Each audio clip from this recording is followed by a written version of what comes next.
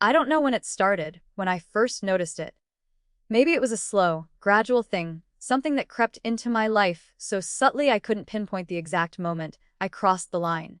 Or maybe it was just a moment of weakness, one small choice that spiraled into something I couldn't control.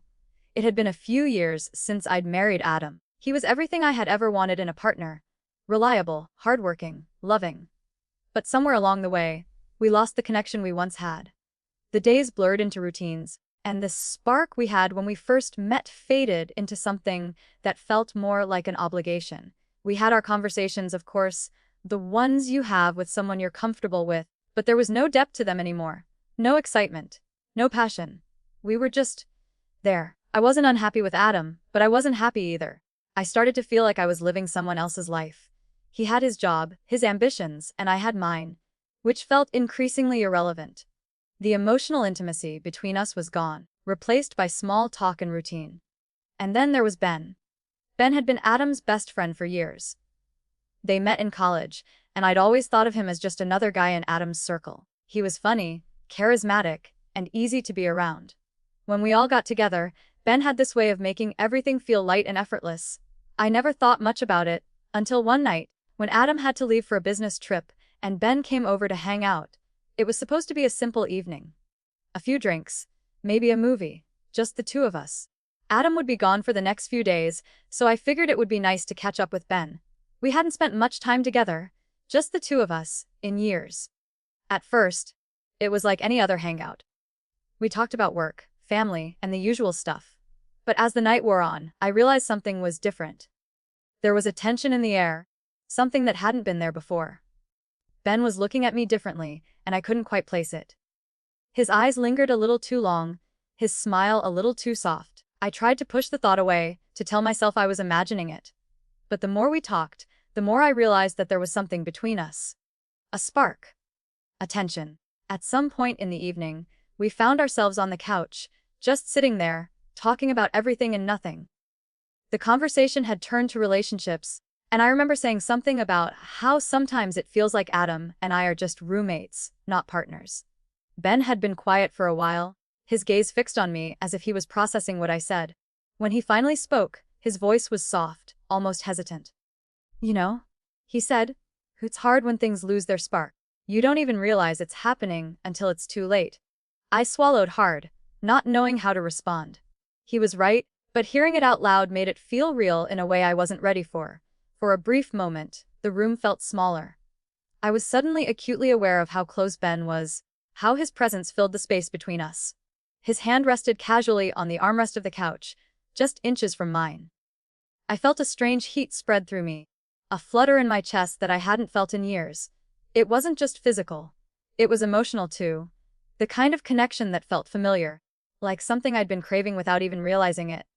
"Do you ever think about what it would be like to start over?"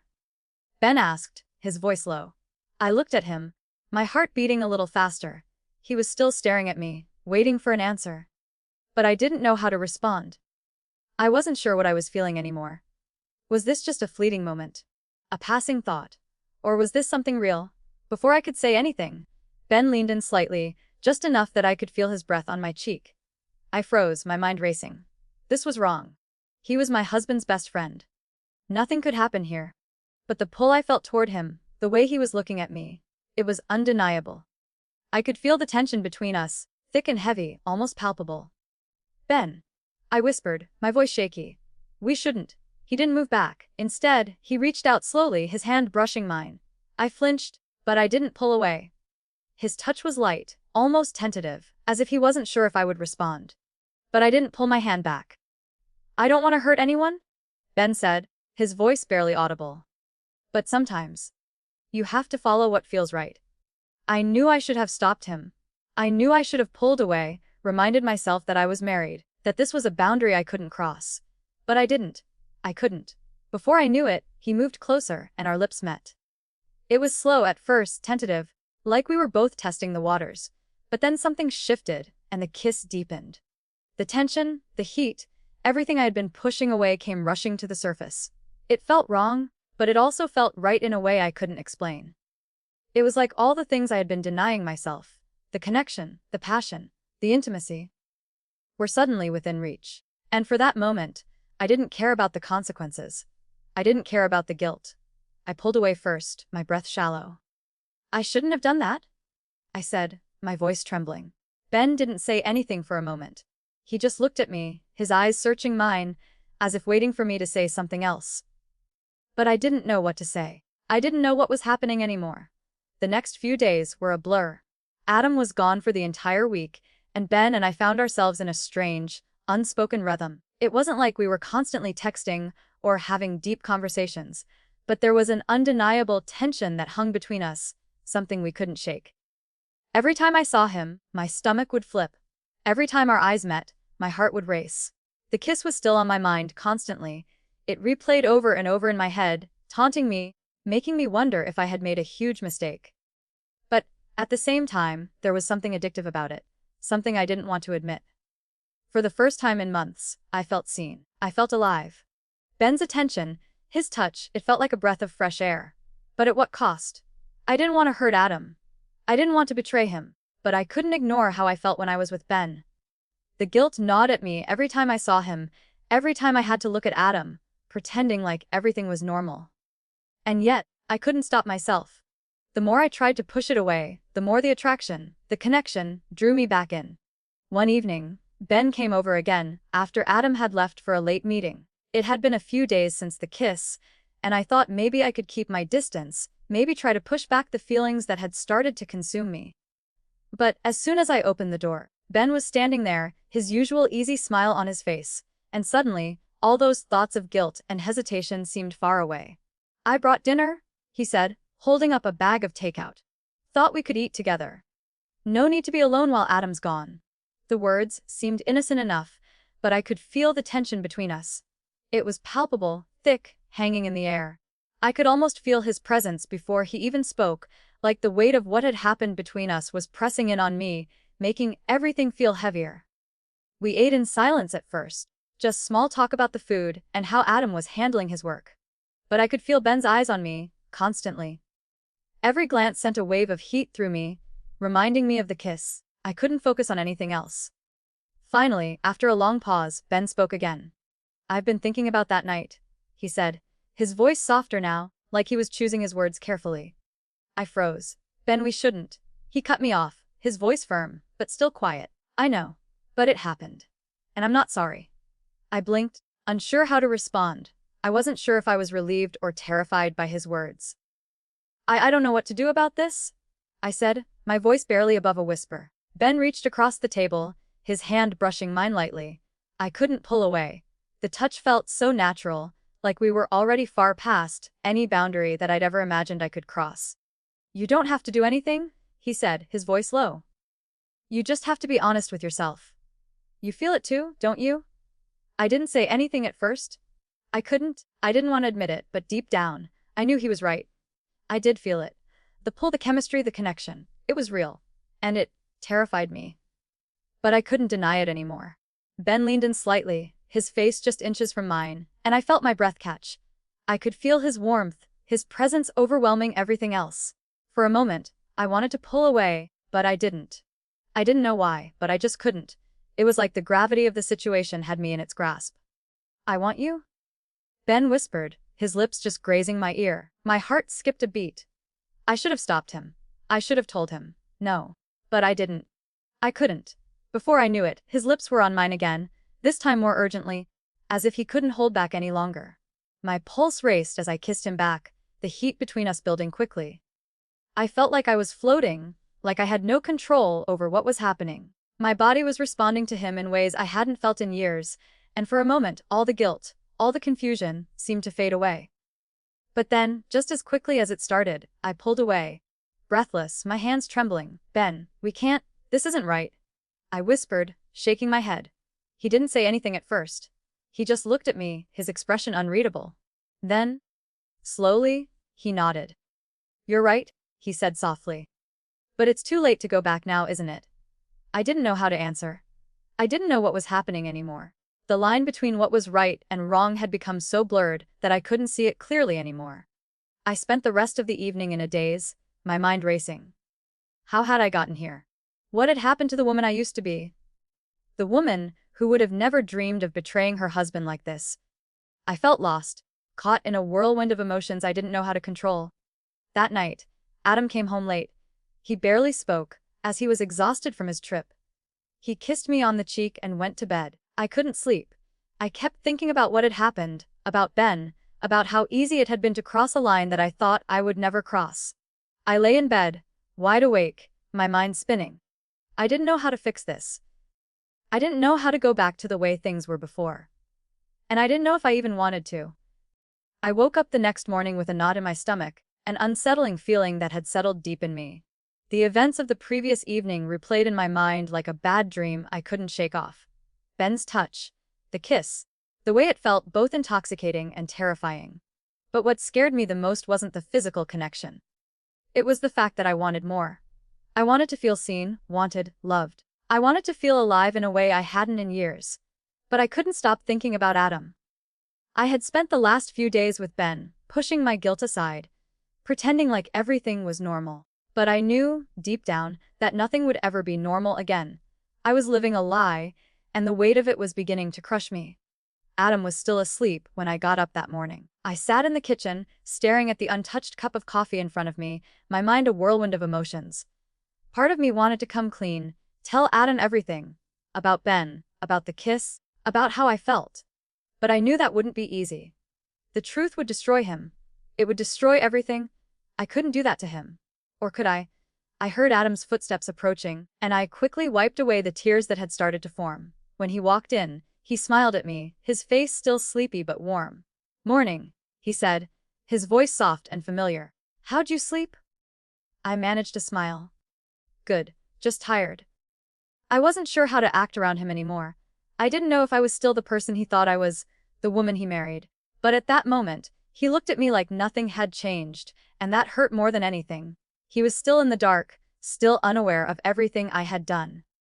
The guilt gnawed at me, and the silence between us was deafening. I wanted to tell him, but I couldn't bring myself to do it. Not yet. Maybe not ever. Adam was going to be busy all day with work, so I found myself with a few hours of freedom. I knew what I had to do. I needed to see Ben. I needed to talk to him, to figure out what was happening between us, and where it would go. The more I thought about it, the more I realized that I couldn't pretend it wasn't real. I had crossed a line, and now I had to face the consequences. I drove to Ben's place, my heart pounding in my chest with every mile.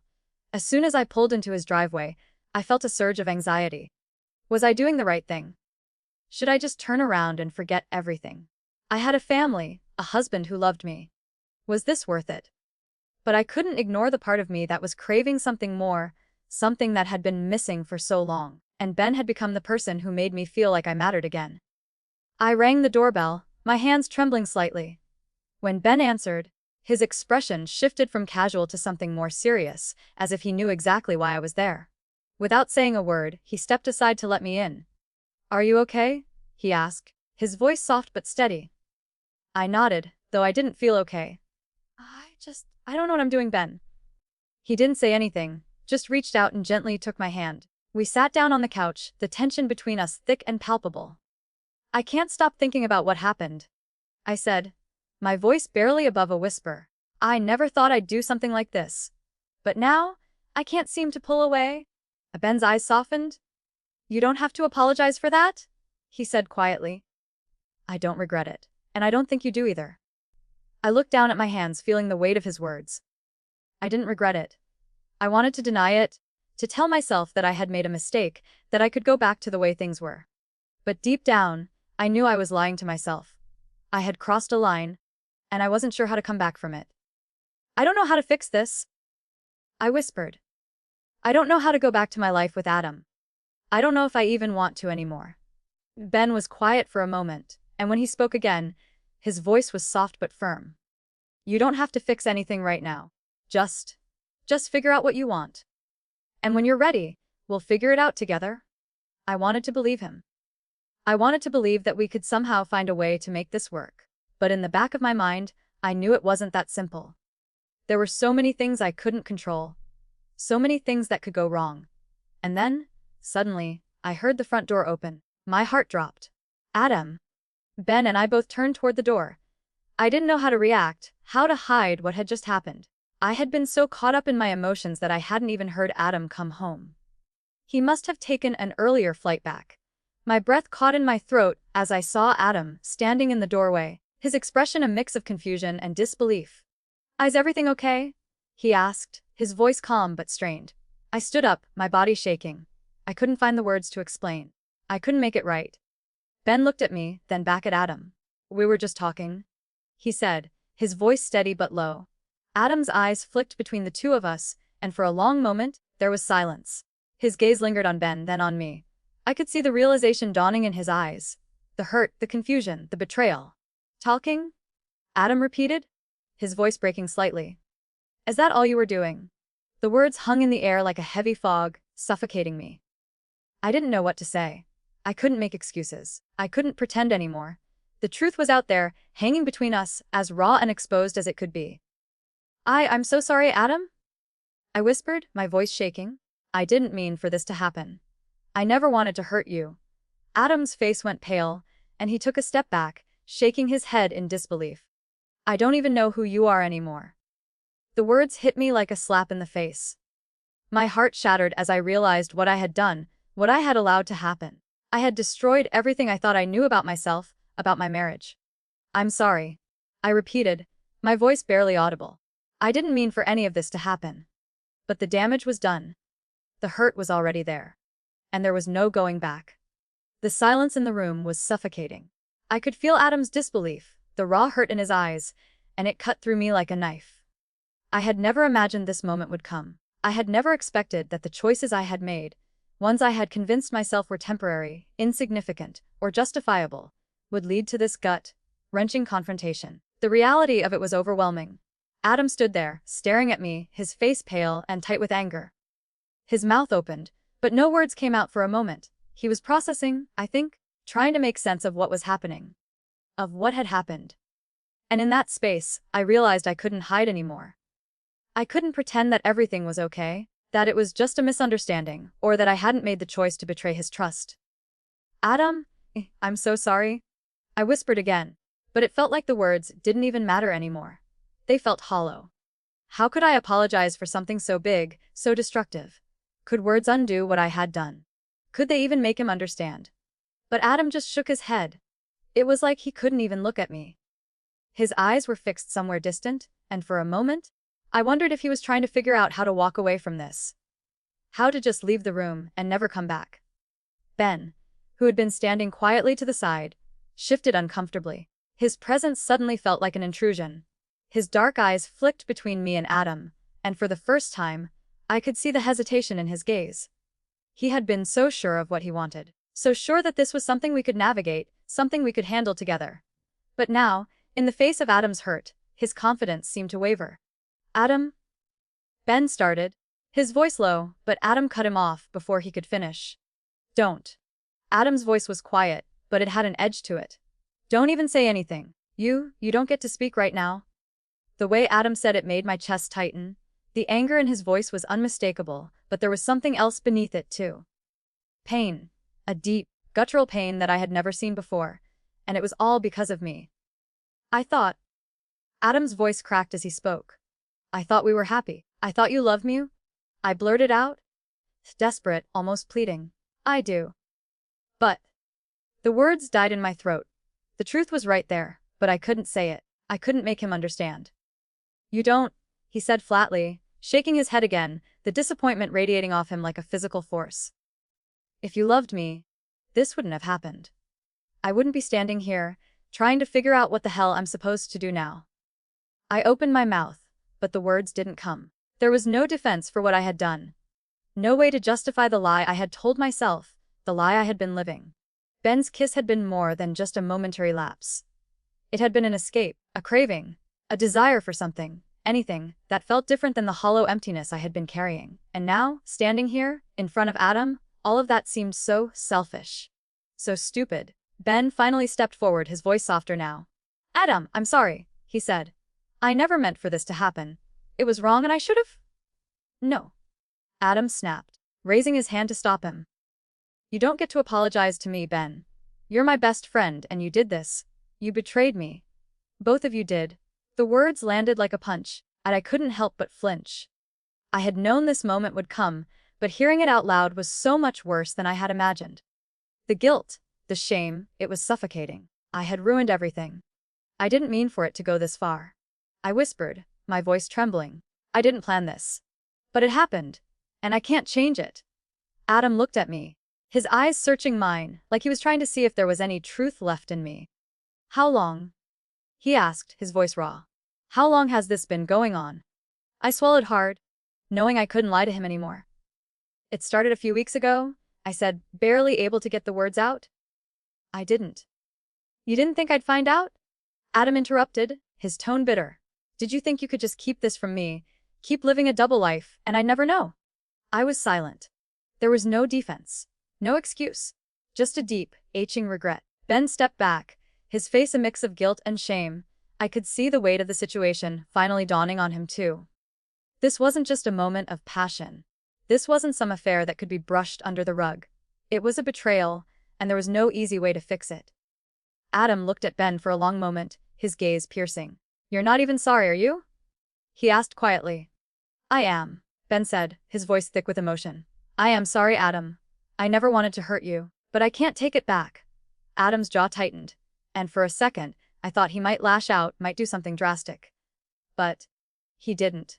Instead, he took a deep breath, as though trying to calm himself before speaking again. I don't know how to even begin dealing with this, he said. You're my wife, Claire. You're the woman I thought I'd grow old with. And, Ben, you were my best friend. You were supposed to have my back. I trusted you both? The words hung in the air, heavy and suffocating. I had lost him. Both of them. In a single moment of weakness, I had destroyed everything I had worked so hard to build. Adam turned his back to us, walking toward the door. His movements were slow, almost like he was in a daze. I need to be alone, he said, his voice low and trembling with emotion. I need to think. I wanted to say something. To beg him to stay, to apologize again, to tell him how much I regretted everything. But I couldn't. He was already gone, walking out the door, leaving the weight of his words behind him. Ben and I stood there, in the silence that followed. It felt like the world had shifted beneath us, leaving us both suspended in this uncomfortable space, unsure of where we stood anymore. I never meant for this to happen, Ben said again, his voice quieter now. I never wanted to hurt you. Or Adam. I looked at him, my heart heavy with a mix of emotions I couldn't even begin to untangle. Neither did I whispered. But in the end, it didn't matter what we wanted. The damage had been done,